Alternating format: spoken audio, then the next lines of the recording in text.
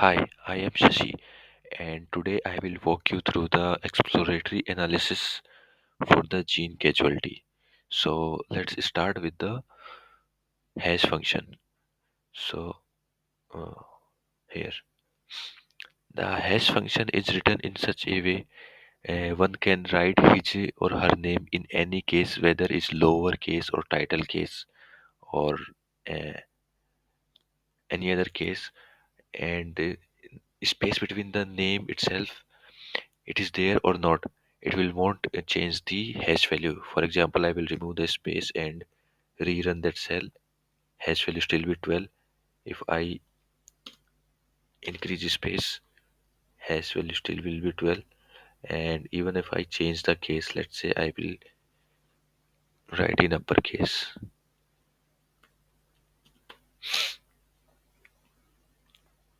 so hash value still will be 12.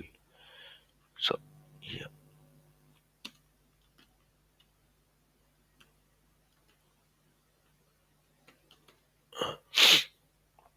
so this is my unique data set based on that hash value.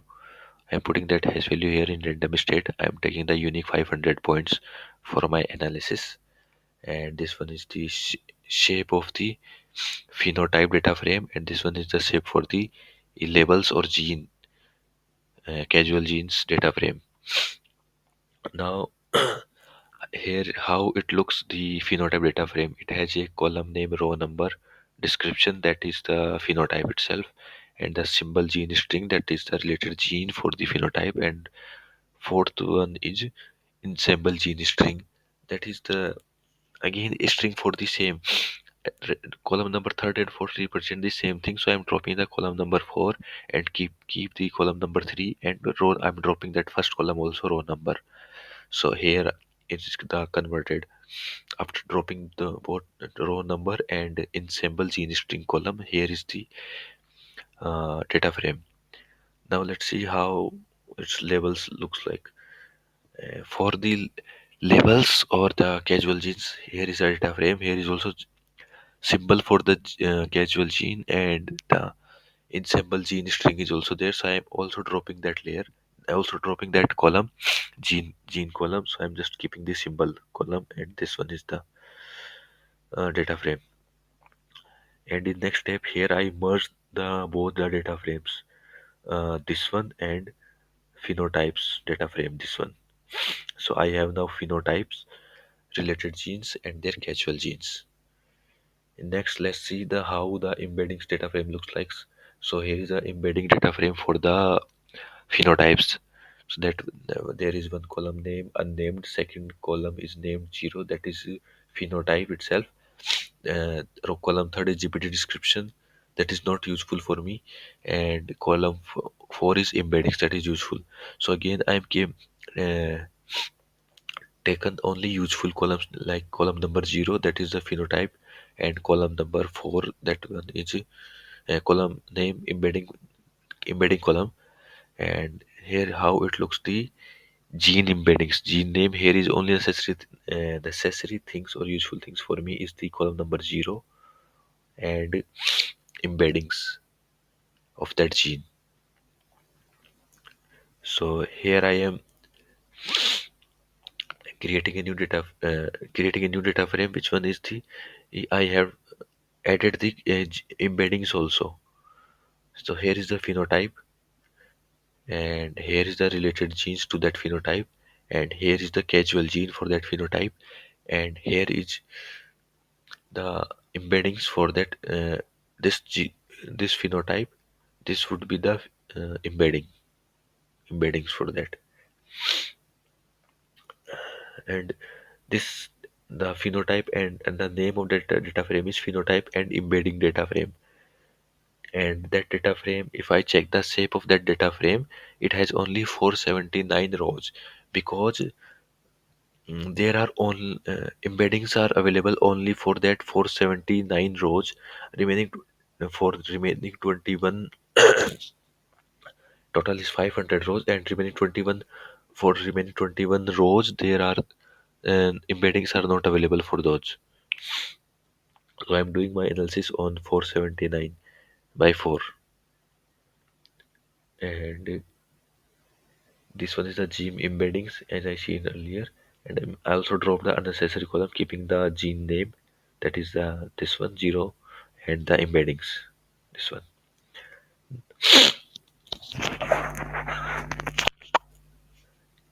Calculating similar.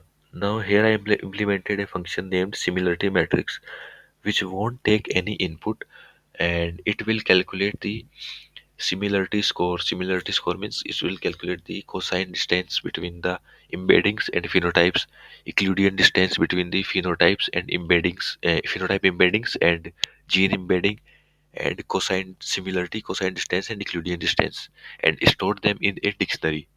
So here is the code for that, and here I am calling that function similarity score is equal to similarity matrices, and similarities in the similarity score it will be dictionary, where keys of the dictionary is the in phenotype, name of the phenotype or phenotype itself.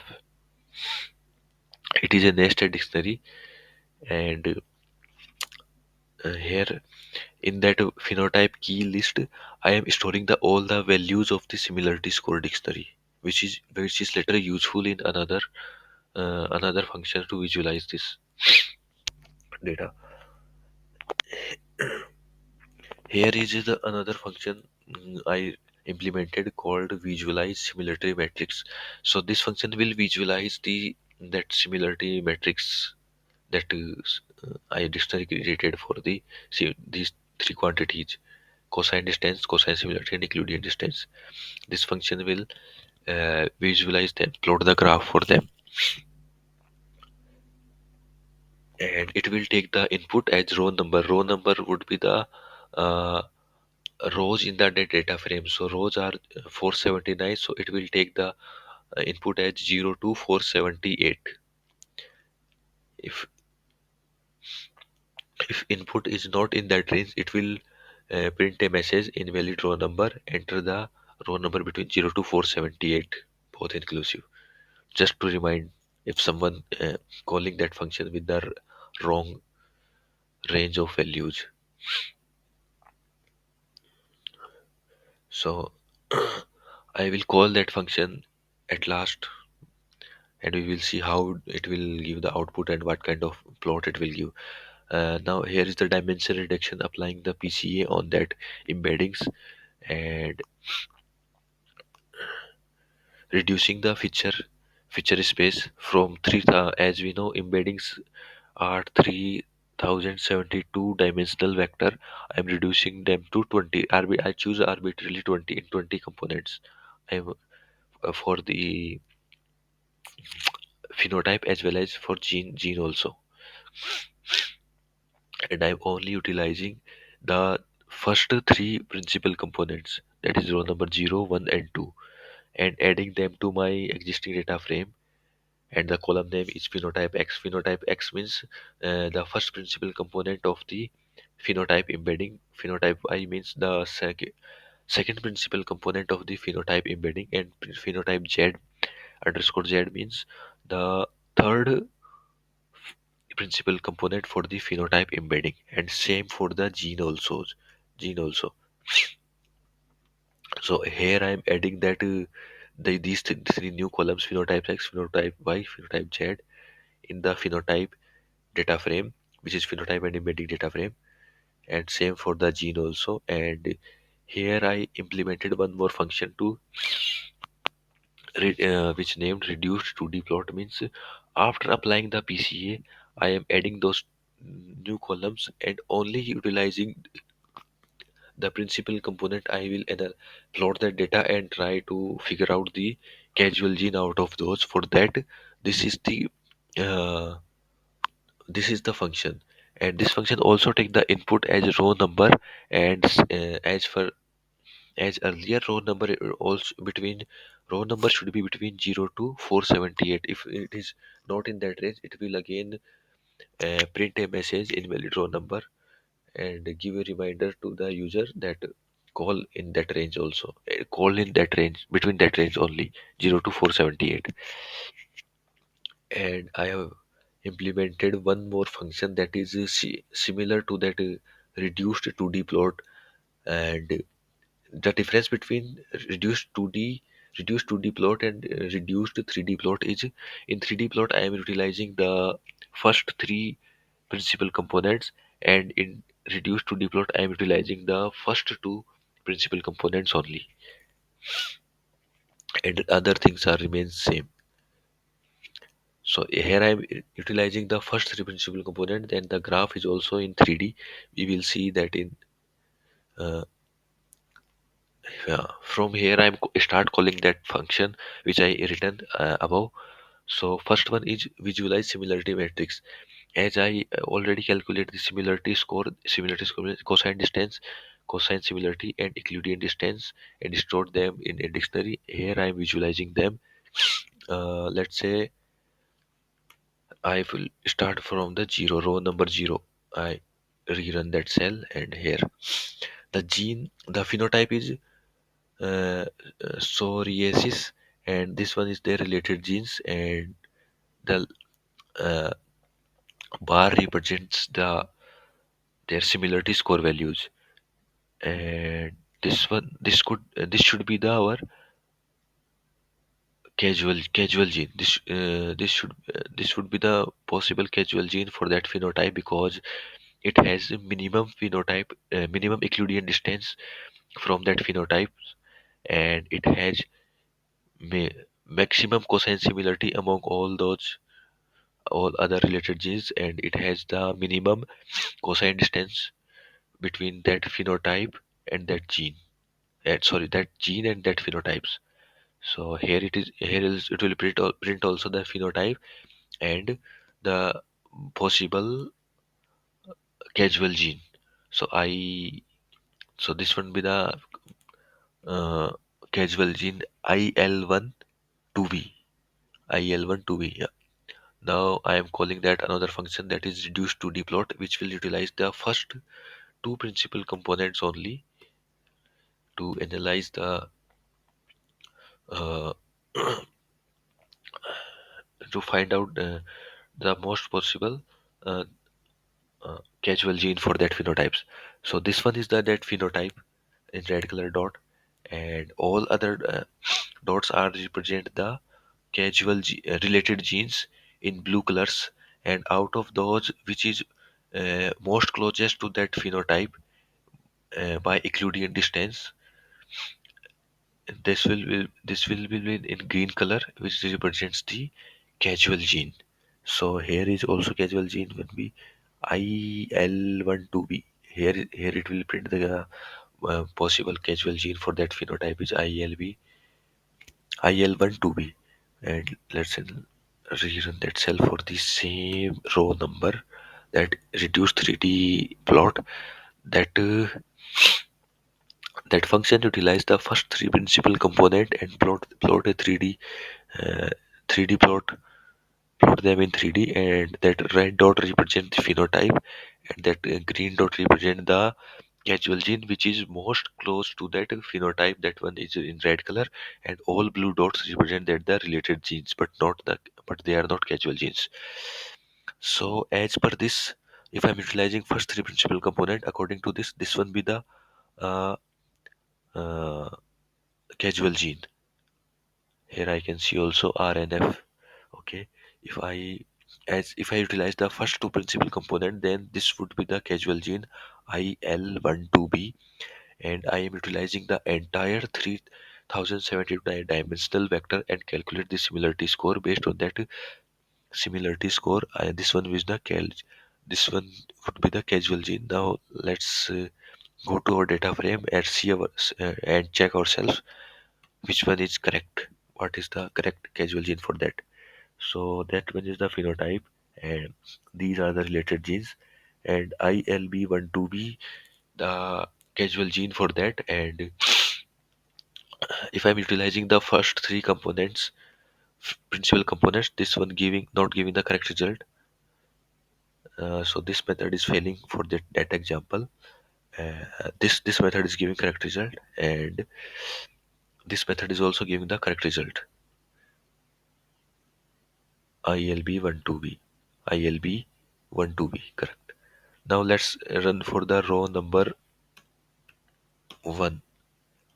For row number 1, this one be the phenotype blood metabolite ratio, and this one is our uh, casual gene SLC27A2. Here it is also printing the name of the possible casual gene for that phenotype based on that similarity score. As we can see, for that gene, including distance is minimum. So, and blue color is cosine distance. Cosine distance is also minimum among all these genes, and cosine similarity is maximum among all those genes for that particular gene. So this would be our possible casual gene. Let's check for other method what they will give. Let's say row number 1. This one is giving same SLC 27A2. If I'm utilizing the first two principal components of that embeddings also, it will also give the same result. Uh, this one, 3D plot, what 3D plot is giving. This one also giving the same SLC821. This one is the closest to that one by the Euclidean distance. Let's see for what the original casual gene for that phenotype. The blood metabolic ratio. These are related genes, and this one, yeah, correct. So all the methods giving the correct indication for the casual genes. Let's rerun for the couple more, a little bit more rows like zero. Let's two row number 2. SHLDP, SHDLP is the phenotype, and there are lots of related genes to it. And this one, I guess PLTP would be the uh, our casual gene. Let's see, PLTP. Yes, PLTP is the casual gene as per this method. And rerun that cell for the row number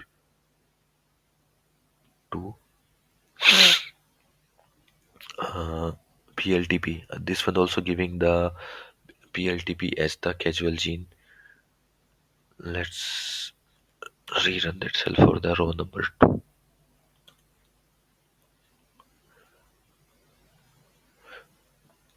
uh, PLTP. This one also giving the casual gene PLTP. Let's check for the original what originally to be the casual gene for that in our data frame. Yeah, PLTP. So all the methods giving the correct, but that's not always the case. Also, one more thing I want to emphasize on. Uh, I have calculated the cosine distance and cosine similarity, and both are give the same indications actually. But I want to see how they are, uh, how practically they work, or uh, in visualization how they will see. But out of these two, one can go with any one of them. Euclidean distance and cosine similarity. Let's say two is enough. One is extra in between those two, cosine distance and cosine similarity. And so for most of the genes, most of the rows, it is giving the correct answer, but that's not always the case, as there are lots of duplicates in that phenotypes. For that example, let's say analyzing the duplicate data frame, the phenotype, this particular phenotype, type 2 diabetic, type second diabetic mellitus. For that particular phenotype, there are 89 rows, 89 duplicates for that file, for that phenotypes. And there are two types of duplicates. One is the same row is repeating itself. That is the one type of duplicacy that will not cause any harm in our analysis. For example, let's see uh, this one, row number 460 is exactly same to the row number 471. As we can see, the phenotypes is same, and the set of the related genes is also same, and their casual genes is also same. And embeddings and all the principal components is always same for the all the rows actually. That is the one kind of duplicacy, is the one row is repeating itself, that not cause any harm to our analysis. And second kind of duplicacy is Let's analyze the row number 8 or 12. The phenotype is same, but the related genes are different. These genes are different from these genes, and their casual genes was also different. For this row, casual gene is this one, and this row casual gene is this one. So that kind of examples will fail by our method. Let's say I run for the row number 8, so I will go and run the row number 8 and see it will fail or not. For row number 8, RREB1 is the casual gene, so row number 8. So here is the row number 8, and now this is giving the casual gene different. CAGE CAG1. Uh, this one, row number 8. This one also giving the wrong casual gene. Row number 8. This one is giving also the row number. This one also giving the wrong ph- casual gene for that phenotype, DSP. Okay, and as per that analysis, DSP would be the possible casual gene, but in data frame we can see this RREB1 is the correct casual gene for that phenotype at that row number. So clearly all the three methods or is failing to mm, failing to identify the casual gene. Let's see how close is that one, RRB1. I think that one is our answer, DSP, as per that analysis. And after that DSP, this one is the second closest gene, RREB1. Let's rerun for the let's run that cell for the row number 12. At row number 12, the same phenotype is there, but for with a different set of genes and different casual genes. Let's check whether now it's able to identify correctly or not. So now it is giving GLIS3 for that. GLIS3 row number 12. Rerun that cell for row number 12. Mm, that one is different. Okay, this one is given different. Rerun that cell for row number 12.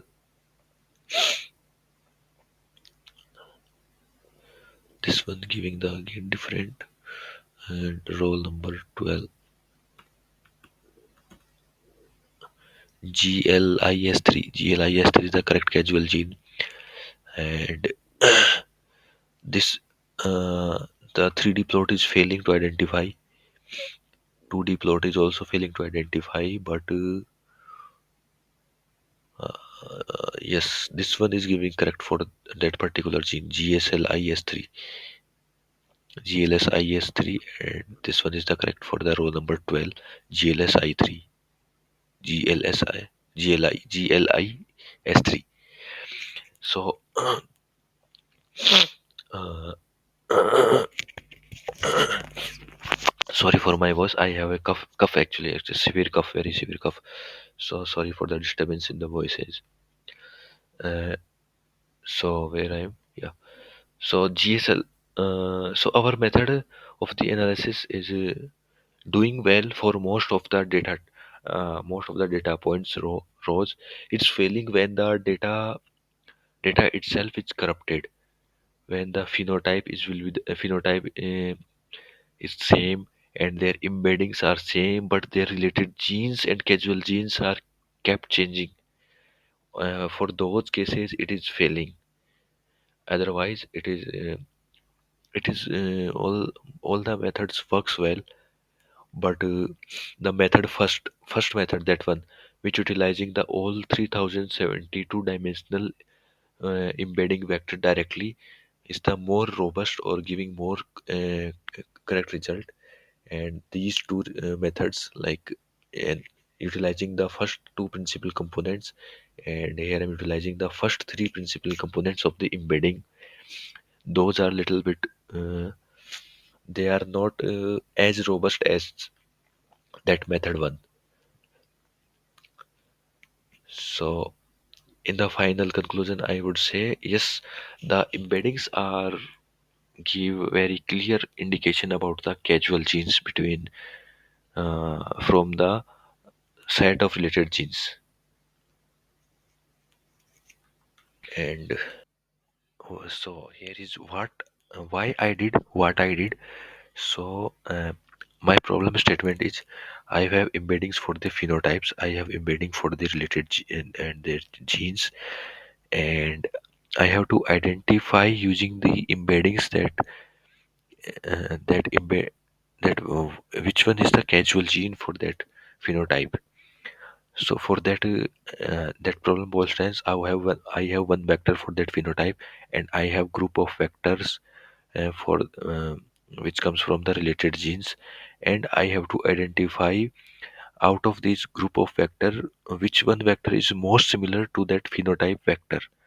So for that uh, I I utilized the Euclidean distance between these two vectors, and I calculated Euclidean distance between the each related gene and between the phenotype embeddings, and which minimum, and for the most similar vector I will go with the with minimum Euclidean distance. One more way is to calculate the similarity between these two vector, or identify the most similar vector to that phenotype, is to calculate the cosine similarity, and which vector which pair of vector will give the pair of vector from one is phenotype, another one is related gene, and which pair will give the highest uh, highest value for the similarity cosine similarity score, that particular vector is most closely related to that phenotype vector. So that would be our causal gene. Again, I want to emphasize on that cosine distance and cosine similarity both together are uh, not required. Any one of them is enough to tell the relationship. If I want to go with the cosine similarity, then I will look for the maximum score, which pair of which pair of vector will give me the maximum score, pay will the this will give the maximum score is the our casual gene. And if I go with the cosine distance, then which pair of vector, any pair of vector means one is phenotype vector and another one is related gene vector, which give me the minimum value that will be the most closely related to that particular phenotype. So this is my method one. In this method, I'm not discarding any information, utilizing the entire 3072 oh, dimensional vector. And in second method, I reduced them to 20, but out of that 20 features, I am utilizing only first two principal components, or first three principal components, and discarding the uh, remaining information. And it will also produce the effect that second method, reducing dimension and discarding the information, will not that much robust as that method first, because I am discard I am neglecting the some part of the information in the PCA method. So here it is, like, yeah.